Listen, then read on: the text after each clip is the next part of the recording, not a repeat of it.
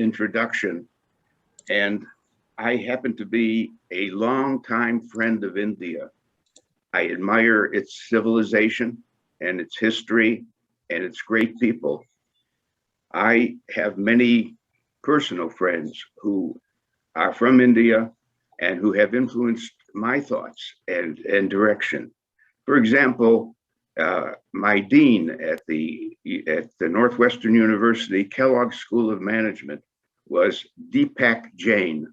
Deepak was a beloved, is a beloved mover and shaker. And Deepak has helped so many other universities throughout the world with his wisdom. I work very often with Jagdish Sheth, who has opened up so many new ideas in his 30 or so books, and everything being exciting about what he does. I recently met V. Kumar. V. Kumar wrote a book that I think is the best guide to digital marketing, and it is called the Intelligent Marketer, something like that, V. Kumar. So I find that though I'm supposed to share my knowledge, I'm as interested in continuous learning. We call that lifetime learning. When anyone stops learning, they stop living. So it's really a decision about what kind of life you want to lead. Now, I want to go to my talk because there's so much to say about how marketing operates and how influential it is in the affairs of human beings. Now, I'm going to start by clicking on my slides. Let me see if we can do that. And let me open this up better. It's this. Okay, but I want to do it this way. Okay. This is just a opening to show, by the way, that picture of me was probably taken in Russia, because I see a little writing like that on the upper left. But these two books have been very important. They were both written in the last few years. And I'm going to say, what is Marketing 5.0? Was there a 4.0, 3.0? What does that mean? Well, I will explain that. And the latest book is H2H Marketing. But what does H mean? We call it human to human marketing. That's what it's about.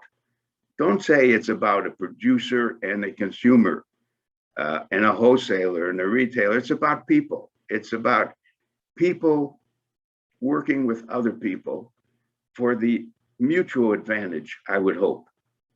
So let me move on. I was asked to talk about where was marketing in the past, where is it today, where will it be in the future? And that means a little history is important. So the concept of marketing is a new one, by the way, because the concept of markets is really the starting point. Markets has been a concept in human civilization when you start seeing that we move from the stage of being hunters, and we move to the stage of being growers and agricultural people.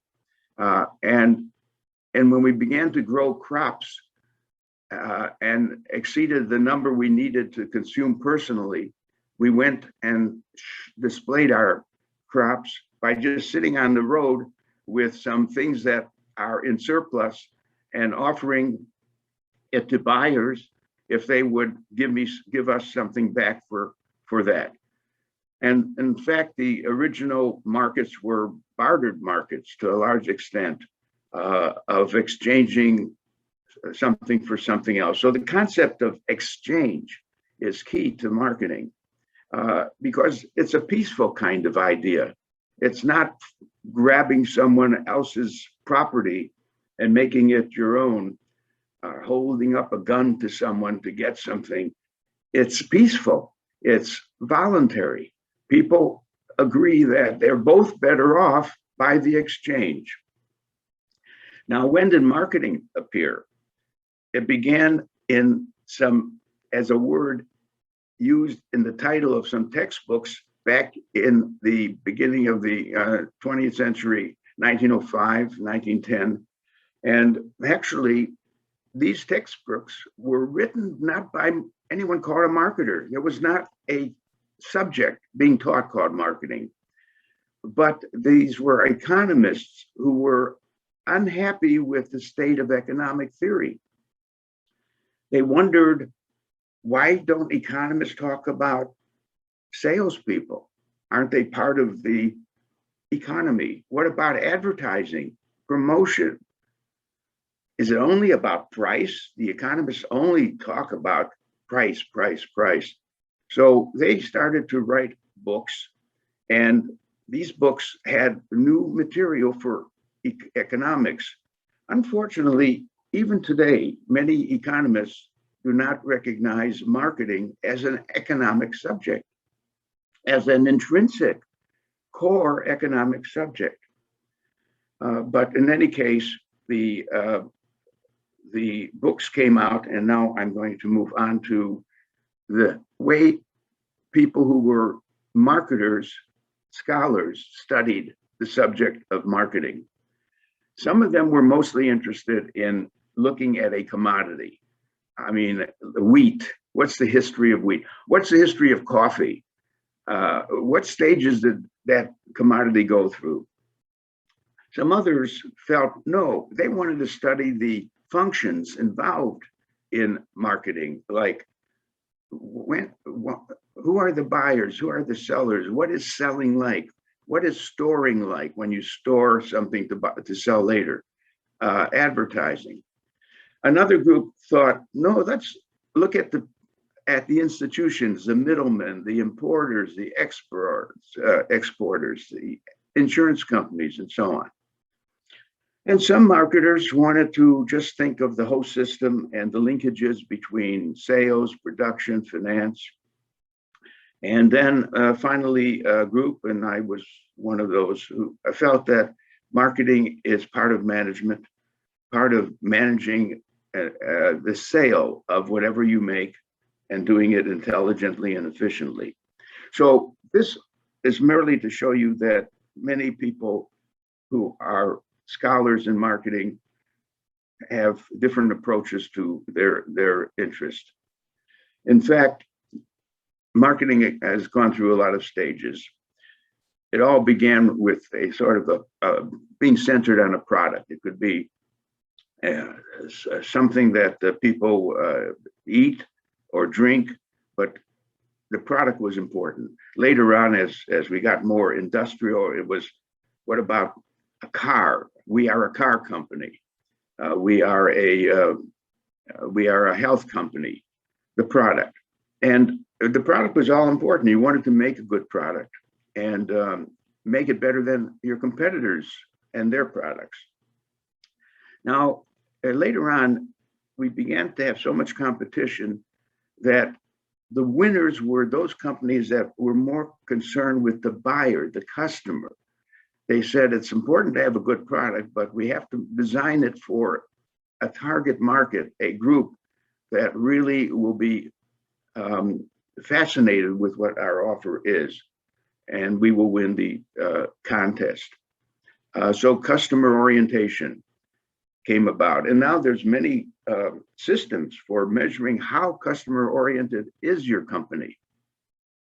In Australia, we have a good scholar named Chris Brown, who has a whole book about how to improve your customer orientation, how to know exactly how good it really is.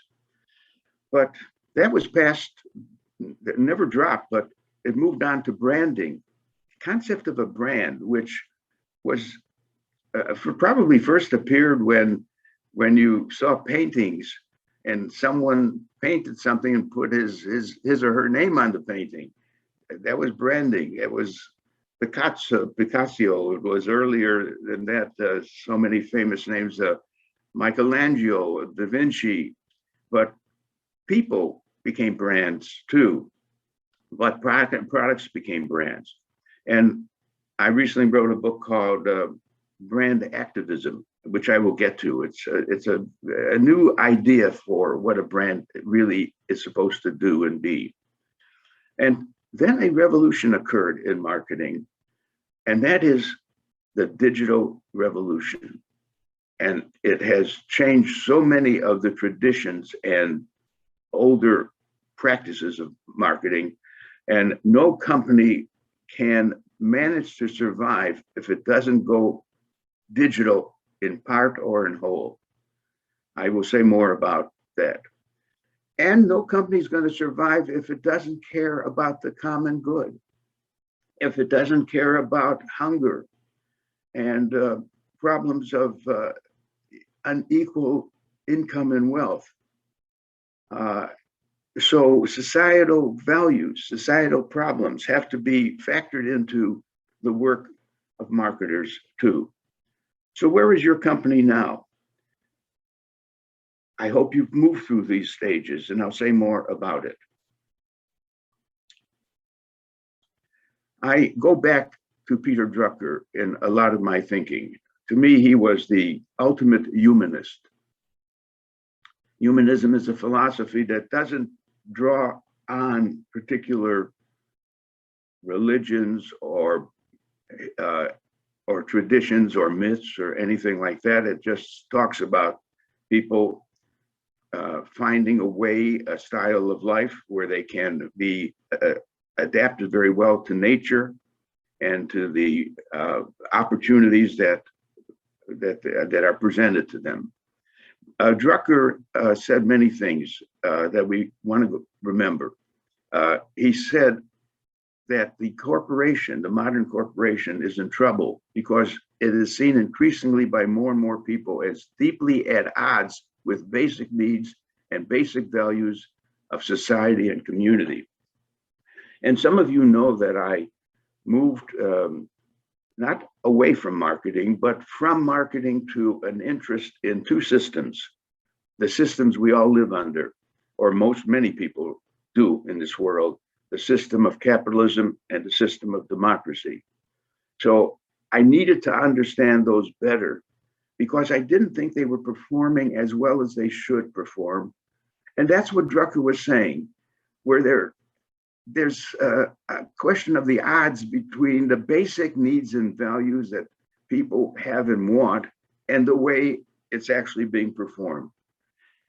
Is capitalism a gift to people, making their lives better?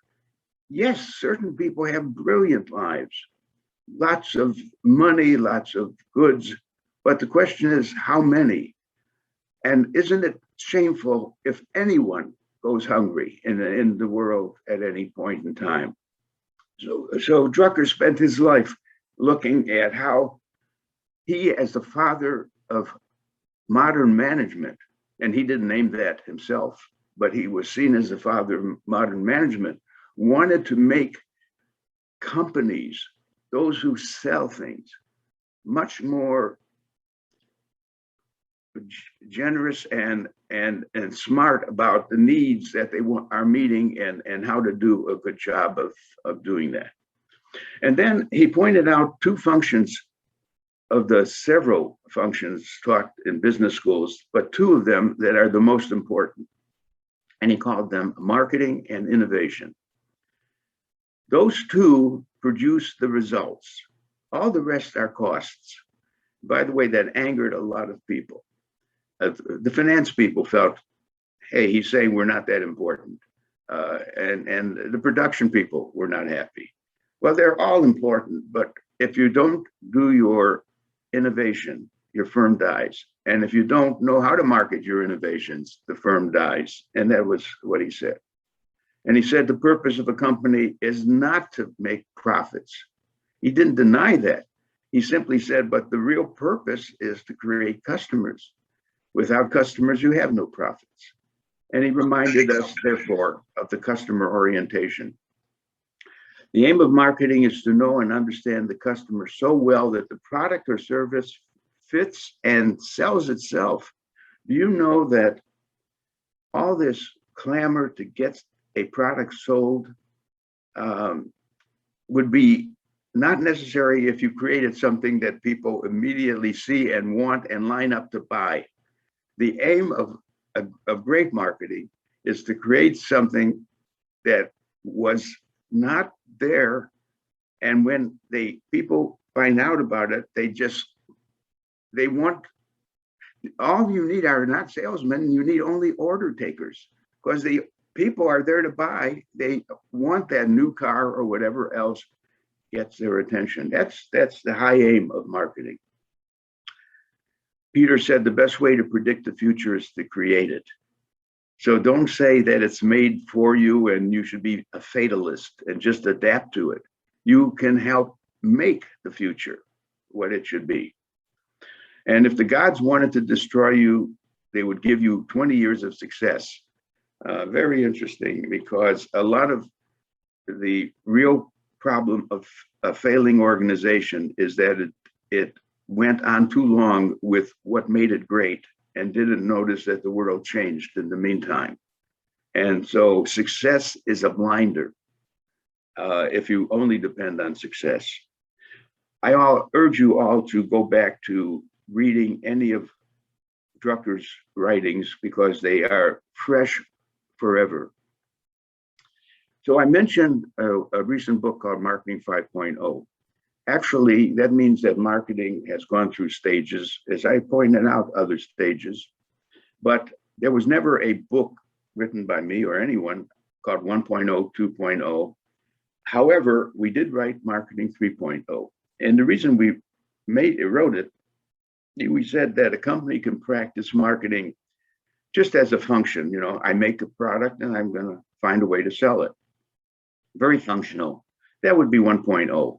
There's no dressing, there's no pizzazz, there's nothing very emotional or enticing about it. You just make your product and you go out and sell it.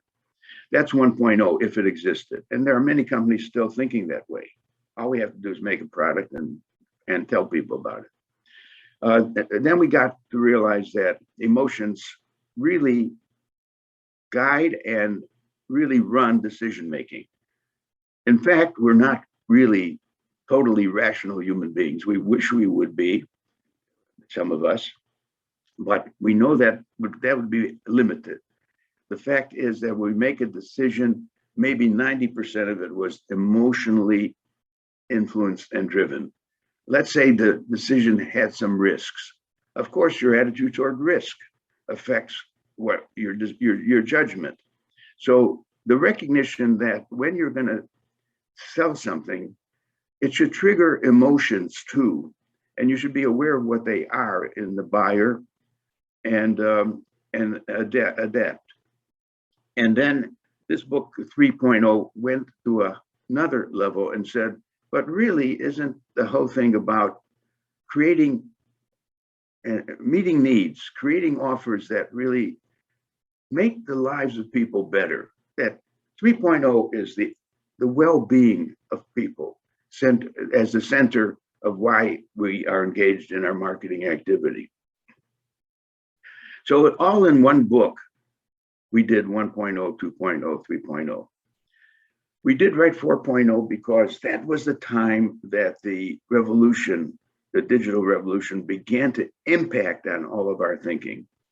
And the question was, do we give up all of our traditional approaches to advertising and promotion, or do we use some of it? But we must, of course, start selling online too.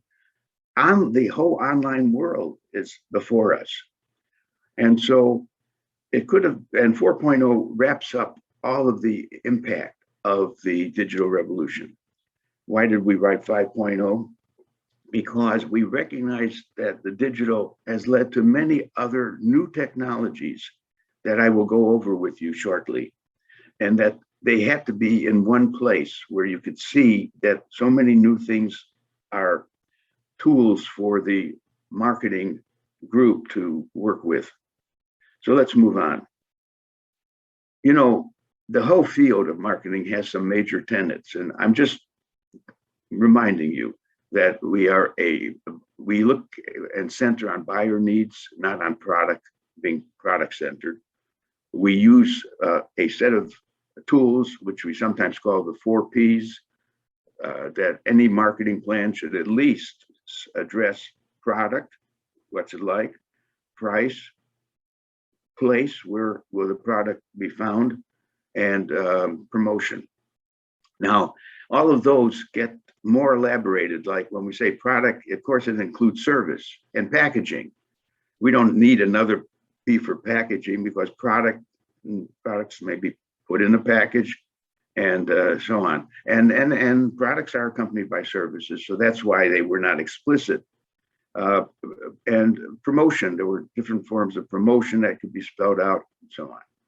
Anyways, we did get into a mindset called the STP mindset, that a market consists of many people. They are different types of people. We can create and recognize segments. We can't serve everyone.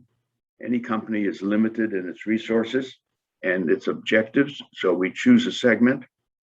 We understand it well, and we target the people in that segment with our offers, and then we have a statement about who we are and why they should buy from us. We position ourselves against our competition. And all of that is done with a marketing process that I'd like to summarize as shown. It all starts with what? This is so important. People forget it. If you're going to start a business, the first thing you must do is MR, marketing research. You've got to see if there's any reason to really go after that market. Who are the buyers? What do they want? Can they get it from someone else?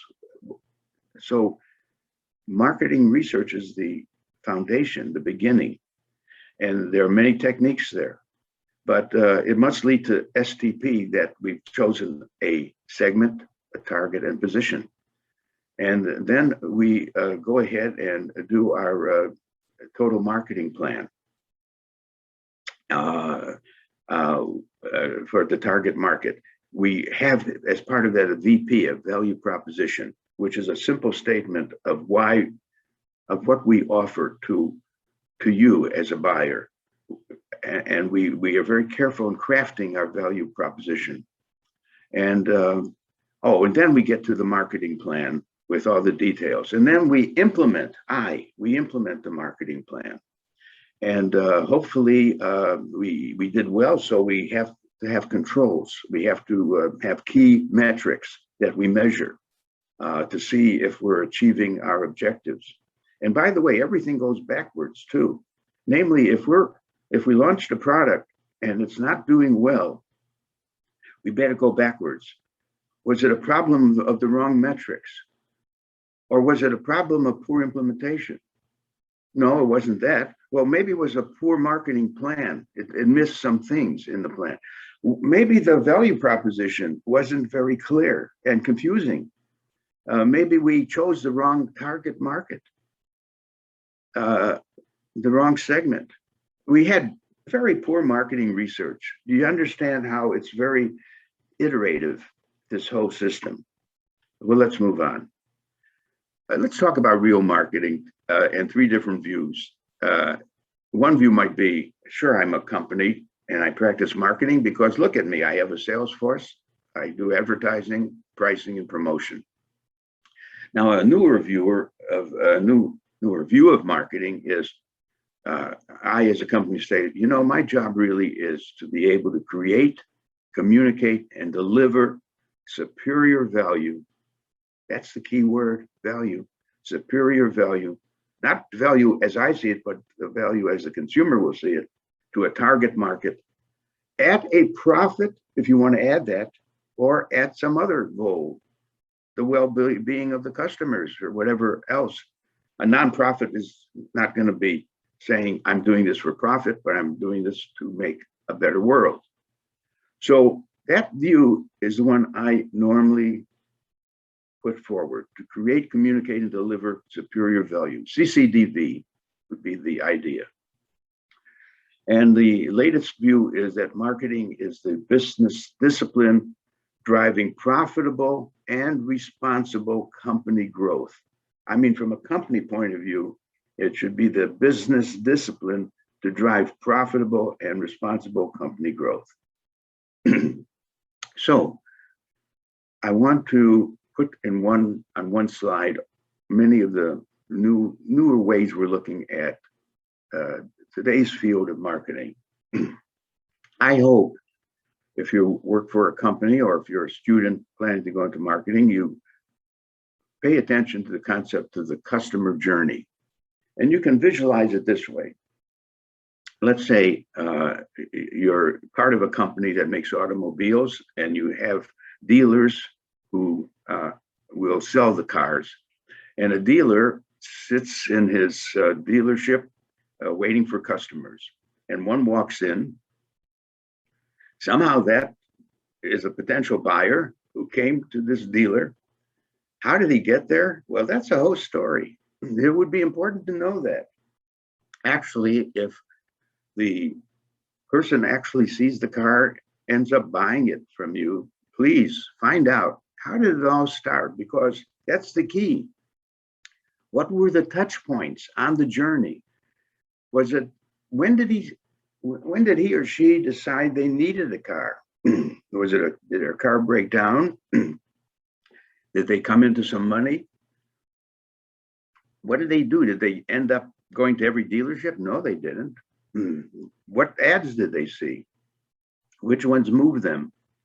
Who do they speak to among their friends about cars? So what was the customer journey?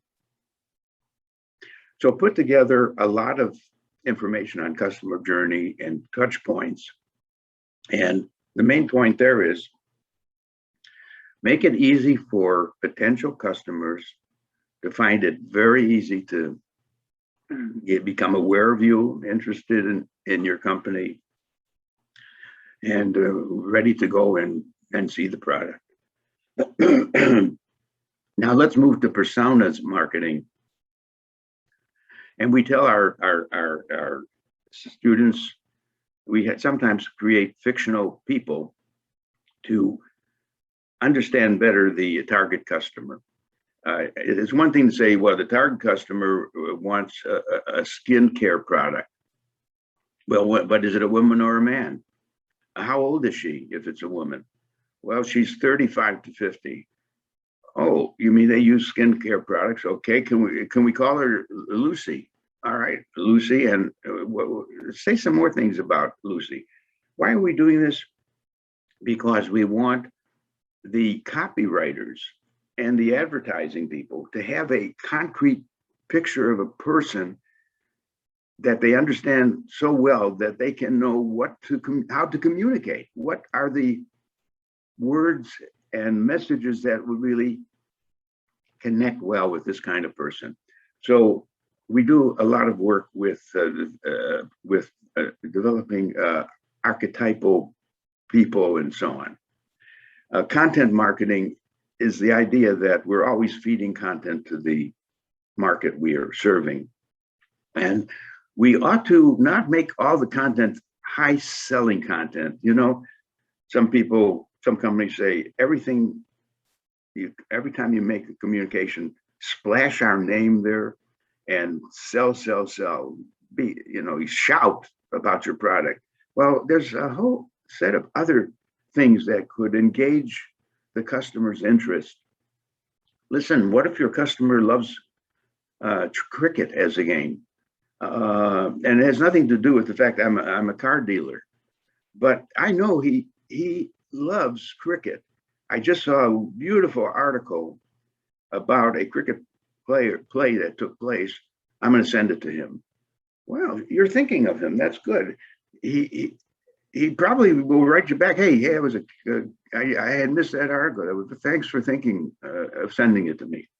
You can warm up a relationship and connect with more people because you're interested in what they're interested in, and content that you develop is of interest to them. Now, a new thing that's happening in marketing is influencer marketing. And the idea there is, in the online world now, some people have great followings. Well, it all started with Facebook in a sense, because on Facebook, you actually went and displayed yourself, and you also wanted to meet other people. And you take some of our famous singers or athletes and so on. They have so many people watching what they're doing, what they're drinking, eating.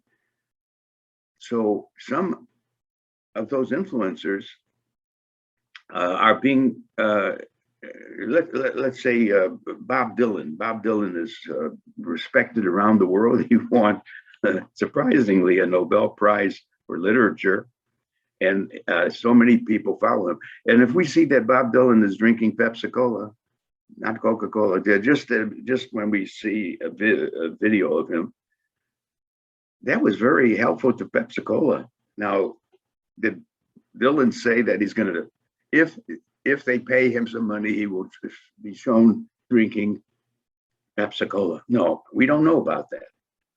But a lot of high visibles, we call these people with high fame and followers, fans, huge fans, are beginning to want money from those marketers whose products they will display, and some companies are regretfully paying for influence of that kind. We can have a whole debate about that. Omnichannel marketing, pay attention to it. There's so many. Whoever thought that you would go to a gas station to buy your food? Well, gas stations have evolved from just selling gas to being places on the quick you can get your food needs met. So, what are some of the possible channels for growing and developing the availability of our product? Lean marketing, very interesting idea about, if you're an entrepreneur, and we hope everyone is in some ways, to some extent, that you start by making a simple picture of what you're trying to sell, and you show that picture to some people. It's maybe a cartoon, it's a little drawing, and they might say, I'm not interested in that. Or some will say, I'm very interested, but I think it ought to be better. You sort of iterate. You don't take 3 years to make a perfect product. You do it iteratively. You start it, you get feedback, you improve it. So you should read about lean marketing, and Eric Ries has written about that. And social cause marketing is that we could even use the 4 Ps to help people stop smoking if they want to stop smoking, to avoid drugs if possible, to do a better job with COVID. I mean, COVID today requires not being exposed to the disease by wearing a mask and keeping social distance and being vaccinated. And who would ever expect people to appear who don't want to be vaccinated and saved from getting killed by COVID? Well, that's one of the biggest issues now in social cause marketing. How do we get more people to wear a mask and to accept vaccination? Whoever thought that would be a problem? And so on and so forth. Now, design and service dominant logic is coming into visibility. Design thinking, in this book, H2H Marketing, we do a lot of talking about that marketing must rely on design thinking in all of its manifestations. And we also talk about service, that most products are really not products, they are the systems for delivering a service. I mean, when someone, take this example, it was a Harvard professor talked about milkshakes. He says, how come if someone is going to drive a long distance to get to his job, and he has a car, he could, before he starts out, he could make a stop at a place and buy a coffee, or he can buy some candy bar, or he can buy a milkshake. What's he likely to do? And the point he made with that example is, well, if it's a bar, that bar, this is a 1.5 hour drive.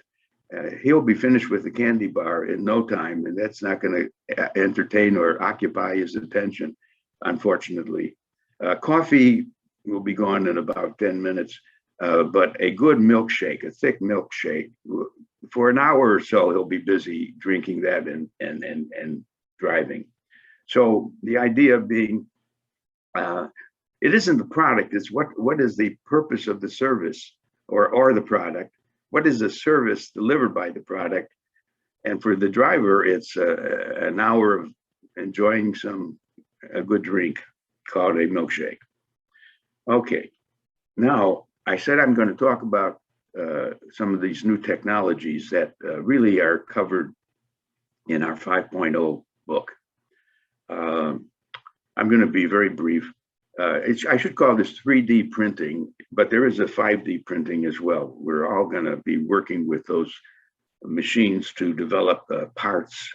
We'll actually be building homes using 3D or 5D printing. 5D came up because a lot of times when you create a component using 3D, it's too weak to last under the pressure where it's going to be put into a bigger unit that has a lot of pressure on it. So you need a more sophisticated form of printing something as a component. AI, we could talk forever about AI, but the focus on the idea of algorithms. Algorithms will run our lives. I hope they're good ones. They're not biased and so on. What it means is this: if every college will move toward having an algorithm to be used to decide which students to accept. Namely, in the old days, the students were accepted based on a meeting with each one who wanted to come to the college. And then in the mind of this very experienced administrator, he or she might say, "Oh, that student seems good to me. We should accept them." But you know, what makes a really good student is something you can study by looking back at your previous students and figuring out and doing what we call a machine learning. From all the past data, you can find out what were the variables that were tied to the best students that you had accepted in the past. And you build an algorithm which you put in, here's a new student that is applying to your school. You put in the data of that student into the algorithm, and it gives you the following: yes, accept the student; no, do not accept that applicant. Maybe you need even more information before we the algorithm can decide. In other words, you're entrusting the decision now to a more scientific way to judge good versus bad applicants. Now, the same thing goes on in banks. Should I make a loan? Now, there are some good bankers who have so much experience in knowing whether to make that loan, but more banks are depending now on algorithms to make the decision based on factors that were correlated to very good loans in the past. And digital and social media, you know, all of you are using that. Voice recognition is increasingly important, using the voice in the marketing. What, after all, is Siri like, or Alexa, where these fictional people can answer any question we might have. And so I could be in the supermarket and I see a new product, and I might see there's an opportunity to do a chat. It's called a chat bot. And I can say, tell me, how much do you cost? Can I get delivery to a far away destination? You can put questions in the chat bot, and your voice will be answered by that voice. Facial recognition is getting much more interesting now to people, and they think that the face reveals a lot of emotion and so on, and work is going on there. Well, the idea there was normally you can tell what a person's state of mind is by their face, whether they are in a happy state or a depressed state, and so on and so forth. But a lot of it has to do with gathering big data and machine learning and robotics. We have to welcome robots in our lives.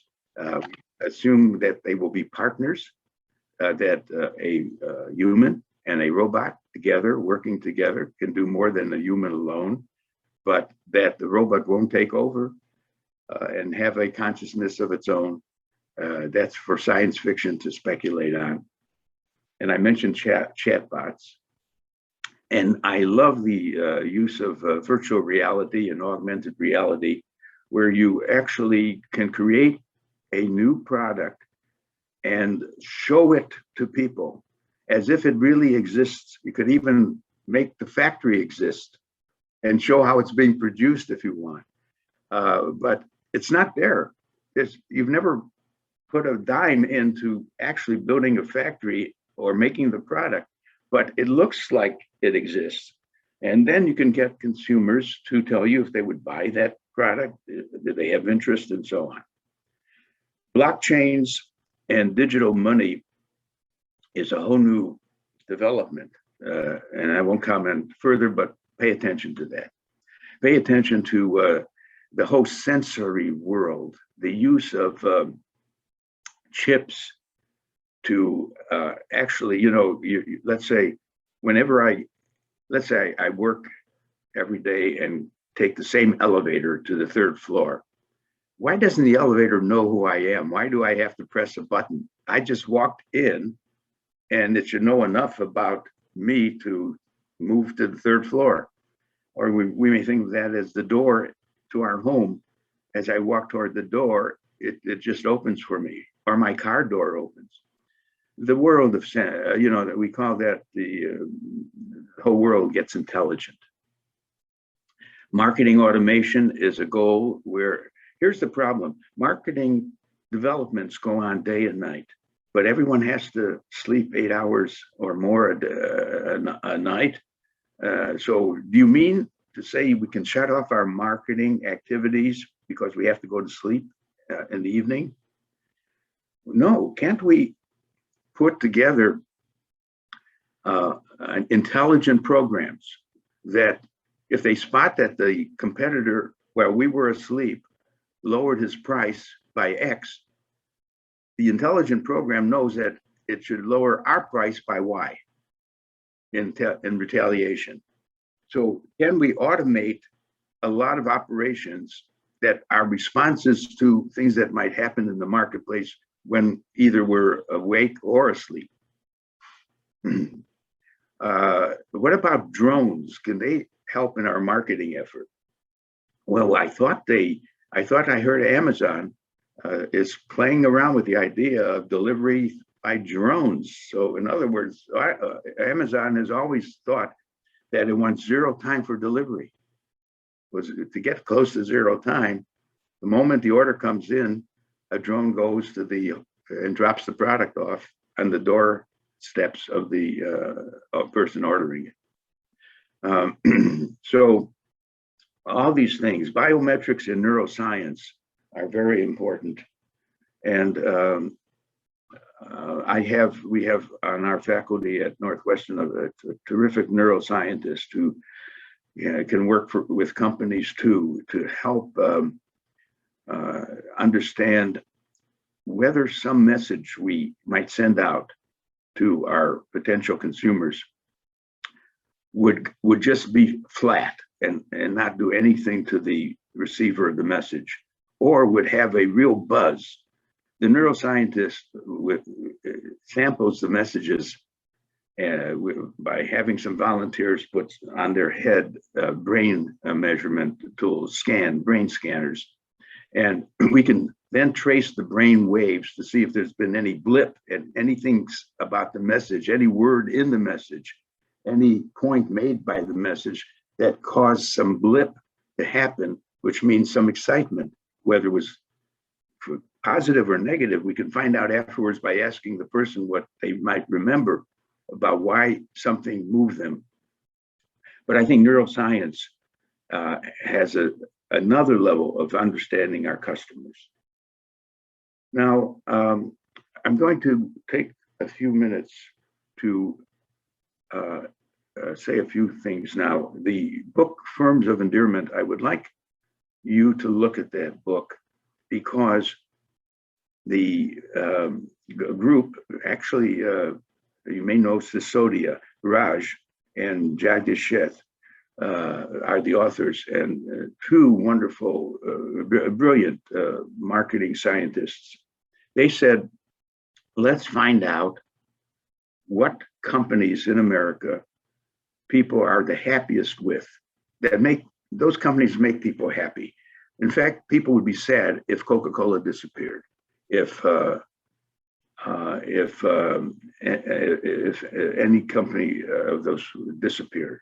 So they studied these 25 companies that people really find dear and found that all 25 were very profitable. In fact, there was a 9-to-1 ratio over competitors of these companies in the performance of these happy creating companies. And the characteristics of these companies, people, the employees were more motivated and happy, customers were more loyal. There was more innovation going on, and they all paid attention to the environment. So what was important is the following. What were the characteristics of these greatly successful companies? Now, the reason I love this list is because I want, if you work at a company now, see how well it measures to these 8 traits. I hope all of them are present in the company you're working for. In other words, your company should not only be about the shareholders, the ones who gave some money to the company, but the stakeholders, the employees, the communities, the suppliers who work with you, the distributors, the wholesalers. In other words, you're supposed to be satisfying, not making profits for one person called a shareholder, but benefits. Your company exists to create a better life for all the stakeholders. And the salaries paid to the top people should be relatively modest, not 300 times what the average worker makes, which is the number in the United States.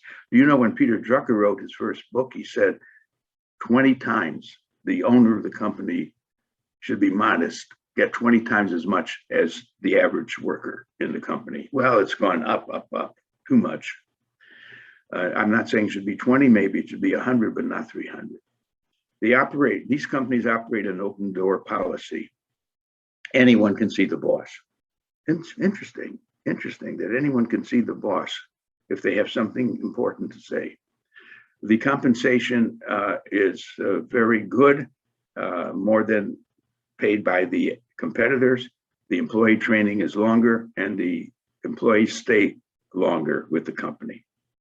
And the company seeks people who are passionate about customers and satisfying customers, and good suppliers, true partners who want to improve the profits, not only their own profits, but the profits of the companies that they are supplying. And they believe that corporate culture is key and the greatest asset to build a good, strong corporate culture. And the surprising thing is that these companies don't spend that much in marketing. Why?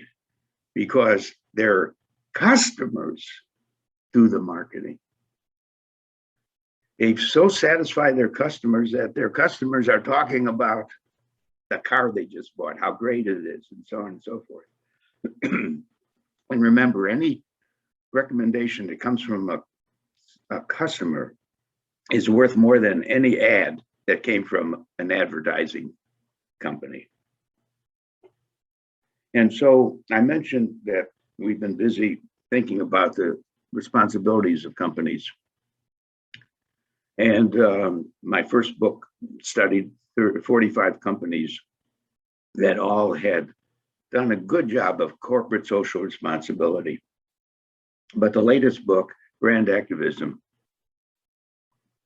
has to do with your brand should reveal your values as a company. In other words, yes, your brand is going to tell me what you make and its price and so on. But what are you really like as a company? Am I comfortable buying from a company like yours? Do you care? Are you environmental in any way? If you're not environmental, that's bad, because we're facing a world of floods and fires and deserts and so on. And we have to be environmental. Do you care about hunger and people who are poor? So the brand has to demonstrate more about your purpose and your existence as a company. Now, this may be a good summary at this point, because you're either an old type company or a new type company. When you're an old type company, your purpose is profits. Your environmental concern is kind of moderate. You probably talk about it more than doing much about it. And you don't have any social concerns.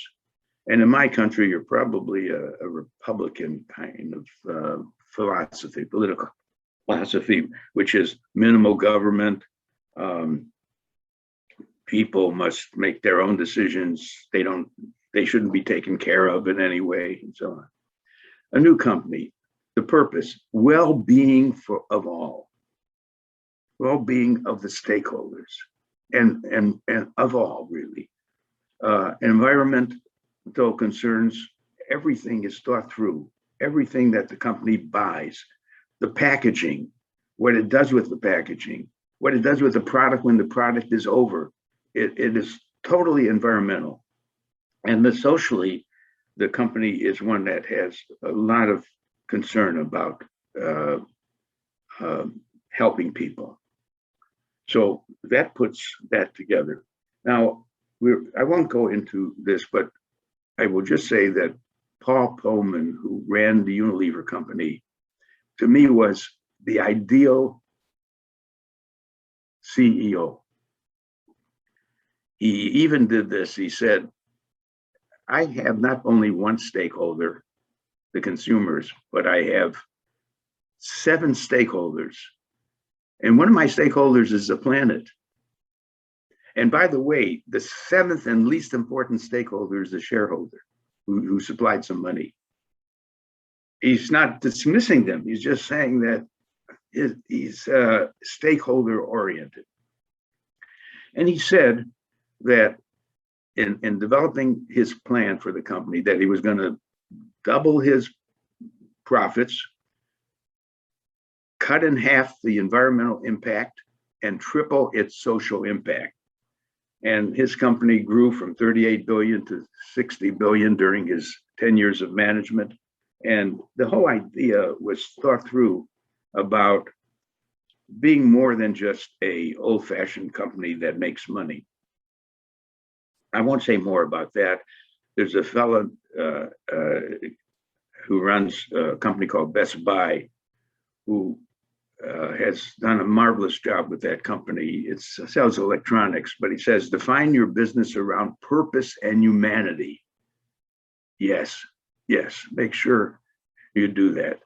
Stakeholder capitalism, not shareholder capitalism. Make a difference to the people you're working with around you and who you work with through your connections to other people, and hope that they make a difference to other people in the world, and so on. So I'll skip that. And let me end my talk by talking about marketing in the future to remind you of some things. Consumers will be able to select in the future the best brands without resorting to the brand's advertising and salespeople. That is, more of the consumers have so much information at their fingertips about anything they want to buy that they will learn what you really like as a supplier without all your advertising and all your boasting. Marketing success will depend mostly on smart pricing and owning strong channel positions in the future. Marketing creativity will be crucial in carrying on experiential marketing. That is, engagement with your customers will require, even getting a woman to go to your dress shop when she could actually see whatever you make online. My wife in my own family, she rarely goes to stores. COVID, of course, has been a problem, but rarely stores. She buys everything online. So if you're running a store, how do you get people to come to your store when they can see what you've got without going to your store? That's the need for creativity. Marketers will make more use of customer journey mapping, touchpoint marketing, personas, content, and influencers. Marketers will increase their use of virtual reality to deliver better product understanding to their prospects. And marketers will make greater use of neural networking. You remember I mentioned these specialists who know how the brain works. The brain is increasingly being studied, of course, by marketers and by scientists to identify the best stimuli. And marketers will use predictive analytics and machine learning to identify and be more successful converting to the best prospects. I usually end with this kind of statement. Within the next 5 years,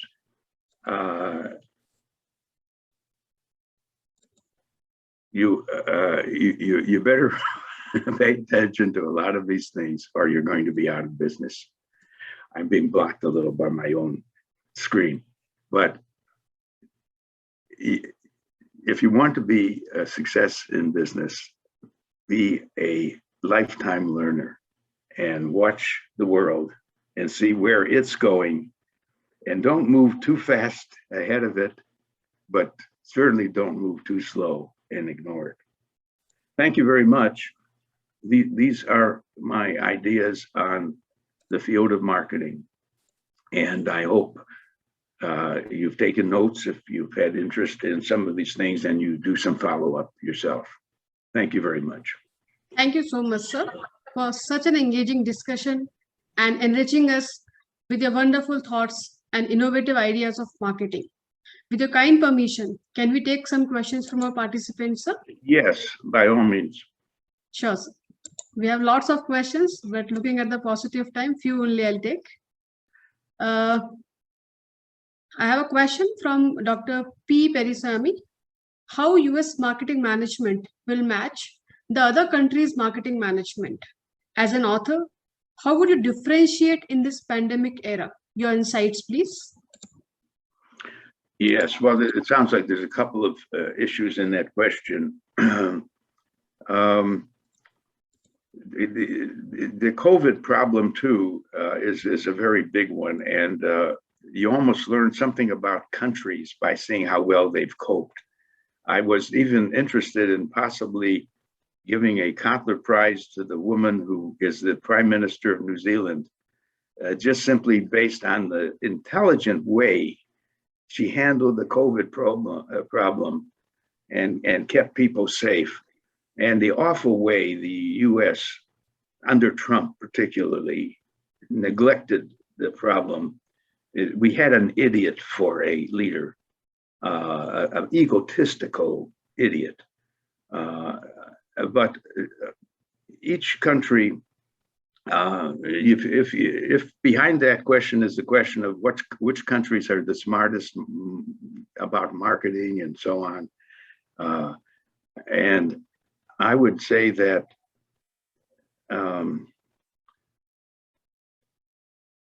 marketing has, the question really is the way I have presented marketing the only way to think of marketing? I keep waiting for someone to come along who says, you know, what Kotler said was valuable and useful at the time, but there's a whole different approach. and kotler is obsolete now. I would welcome that. I would welcome the idea that someone is much smarter about creating well-being in the world than our system seems to be. I'll take another question, please. Sure, sir. Another question is from Dr. Sarvana Kumar. Can you give us some tips of tourism and hospitality marketing in the post-COVID pandemic scenario? Wow, yes, because among the industries hurt by the COVID have been industries that bring people together. Look at the movie houses where we always sat, and that was a relief from our work day life. We could watch a good movie with others. Look at the hotels that people stopped going to. But one second. I'm on the air.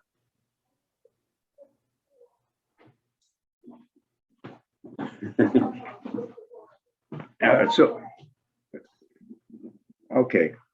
Sorry about that. So the hospitality industry, we're doing a new edition of our book on hospitality marketing. It's really hospitality and tourism. So we know COVID really cut down tourism completely, right? Like I couldn't go to Canada, our neighbor, because I would bring, not me, but we could bring COVID to the Canadians. Now, just recently, the door opened a bit, but hotels were actually being used for homeless people or other purposes, just to have something to do.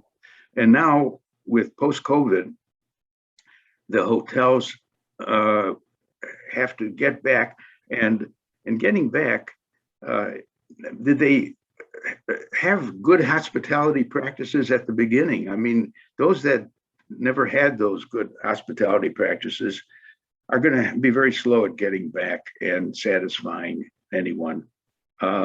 This is an opportunity to revise your whole view of the hotel and what makes a fine experience in a hotel setting. Any other question?